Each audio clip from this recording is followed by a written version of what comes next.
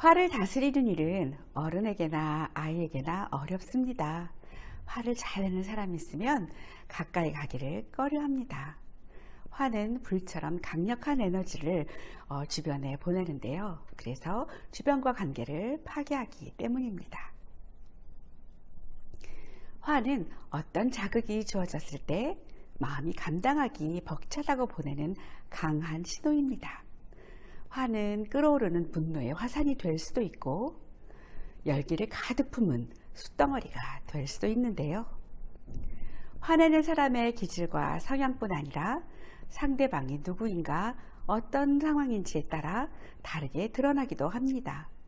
숯덩이 같은 화는 자기 마음을 병들게 하겠죠. 밖으로 드러나지 않는 화를 알아주고 잘 다스리는 것도 정말 중요합니다.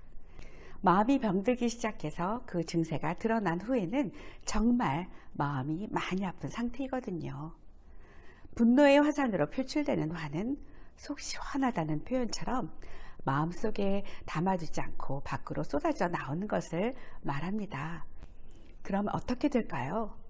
주위에 그 화가 전가되어 주변을 망가뜨립니다.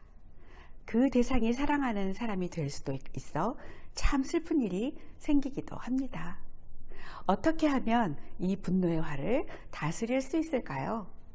화가 날 때 일어나는 일화를 재미있게 다룬 그림책 다비드 칼리 작가의 내 안에 공룡이 있어요를 소개합니다. 이야기는 악셀이라는 소녀의 양면을 보여주고 있는데요. 친절한 아이 악셀은 정말 싫어하는 상황이 되면 공룡으로 변합니다. 누구도 말릴 수 없고 어떤 힘도 멈추게 할 수 없는 상황을 만화 영화를 보는 것처럼 재미있게 표현하고 있습니다. 화를 뿜어내는 공룡을 다시 친절한 악셀로 돌아오게 한 것은 무엇일까요? 책에서 만나보세요. 아이와 함께 그림책을 꼭 읽어주세요. 주인공 악셀의 이야기 속에서 화가 나는 이유를 찾을 수도 있고 화가 나는 모습을 볼 수도 있고 화가 가져오는 파괴력을 알 수도 있고 화를 다스리는 방법을 생각하고 이야기를 나눌 수 있기 때문입니다. 자녀와 이렇게 대화해 보세요. 첫 번째, 알람이 울리면 말해줘 라고 해주세요. 화가 나는 것은 마음이 보내는 신호죠. 화가 난다는 것은 나쁜 일이 아닙니다. 나의 마음의 상태를 알려주는 알람과도 같은 것이니까요. 그리고 왜 알람이 울렸을까? 스스로 물어야 합니다. 나는 왜 화가 났지? 자신의 상태를 스스로 물어 확인하는 과정입니다. 스스로 자신에게 질문하는 것을 통해 아는 영역과 모르는 영역을 인지하는 능력을 메타인지라고 하죠. 마음이 보내는 신호를 잘 파악하여 자신을 인지하는 것이 무엇보다 중요합니다. 두 번째, 악셀을 밟으면 어떻게 될까? 라고 물어주세요. 화를 어떻게 다루느냐는 중요합니다. 자동차를 운전할 때 가장 먼저 배우는 것은 가기와 멈추기입니다. 바로 악셀과 브레이크라는 기능이 있죠. 화가 났을 때 악셀을 밟을 수도 있고 브레이크를 밟을 수도 있는데 악셀을 밟으면 어떻게 될지 이야기해 보는 것이 좋습니다. 그림책에서처럼 주변을 망가뜨리는 일, 사랑하는 사람들을 아프게 하는 일도 일어날 수 있고 자신이 미운 모습이 된다는 것도 알 수 있습니다. 세 번째, 브레이크를 사용하는 법을 알려주세요. 브레이크를 사용한다는 것은 화가 난 감정을 숨기는 것이 아닙니다.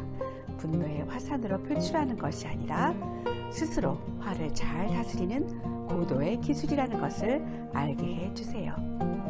몇 가지 화를 다스리는 방법을 나눠보겠습니다. 첫 번째, 심호흡하기입니다. 심호흡은 열을 식혀줍니다. 이때 숫자를 세면 참 좋습니다. 일상 속에서도 숫자를 세며 들숨과 날숨을 쉬는 호흡을 자녀와 할 때 차분해지지요. 기분을 전환할 때 흥분된 감정이나 화난 감정을 다스릴 때 집중해야 할 때 심호흡을 하면 좋습니다. 두 번째는 좋아하는 것으로 전환하기입니다. 그림책에서 소개된 방법이죠. 좋아하는 음식으로 상황을 전환시켜주는 좋은 방법입니다. 맛있는 음식은 마음을 열어주고 여유롭게 해줍니다. 아이들이 다툴 때, 지치고 피곤할 때, 감정이 고조되어 있을 때 음식으로 분위기를 전환하면 좋습니다. 물론 문제를 회피하는 것은 좋지 않지만 차분해진 후에 대화를 나누면 좋겠습니다. 세 번째는 거울을 보기입니다. 거울을 보는 것은 자신을 마주할 수 있는 일입니다. 자신의 모습과 표정을 알 수 있고 자신에게 이야기할 수 있습니다. 아이와 거울을 같이 보며 표정 짓기를 해보세요. 엄마가 여러 표정을 지으며 어떤 표정으로 말할 때가 좋은지 보게 하고 아이도 표정을 지으며 마음속의 말을 해보게 하면 좋을 것 같습니다. 그림책과 함께 아이와 아빠, 엄마가 화를 잘 다스리는 훈련의 시간이 되길 바랍니다. 성경 야고보서 1장에 누구든지 듣기는 빨리 하고 말하기는 더디하고 노하기도 더디하십시오. 노하는 사람은 하나님의 의의를 이루지 못하기 때문입니다. 라는 말씀이 있습니다. 화를 다스리는 일은 하나님의 사람이 지녀야 할 자세입니다. 우리 사회는 분노 지수가 높다고 하죠. 분노를 잘 조절하는 사람은 그가 속한 공동체에서 꼭 필요한 사람이요 리더의 자질을 갖춘 사람으로 인정받게 될 것입니다. 자녀의 미래는 지식으로만 이루어지지 않는다는 것을 우리는 잘 압니다. 자신의 마음을 잘 가꾸는 엄마, 분노의 키를 잡고 화를 조절하는 아빠, 자녀의 마음을 잘 가꾸도록 돕는 부모가 되시길 응원합니다.